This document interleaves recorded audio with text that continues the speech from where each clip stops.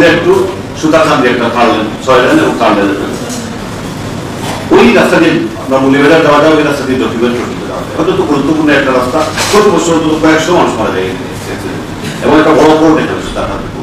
যার জন্য সেটা বিবেচনায় নিয়ে আসা হচ্ছে। উনি বলেছেন যে সুতারকান এখানে 2টা উপজেলার জন্য এখানে একটা অপ্রয়োজনীয় একটা প্রজেক্ট, এখানে মানুষের বিভিন্ন কাজে আসে, কাজে লাগবে না, এটা অপ্রয়োজনীয় প্রজেক্ট, এটা বাতিল করে। এটার জন্য আমাদের ওই এলাকার মানুষ অত্যন্ত ক্ষুব্ধ, দুঃখিত এবং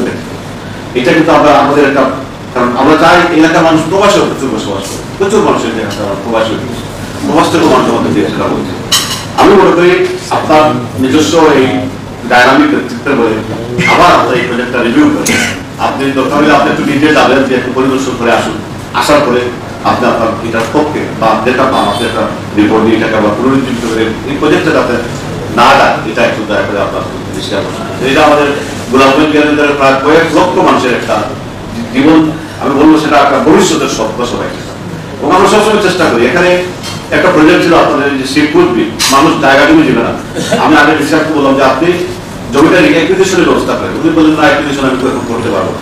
অ্যাকুইজিশন না দিলে তো মানুষ জায়গা জমি দিতে বাধ্য হবে, মানুষ কিভাবে দিবে, যেমন করে আমার জায়গা নিয়ে যাচ্ছে কেউ দিবে না, এই lack of communication, lack of understanding যেটা, এইটা যদি আমার মনে হয় আপনি ব্যক্তি করলে আমরা আপনার সার্বিকভাবে আপনি সফল হবেন সেটা বিশ্বাস করি।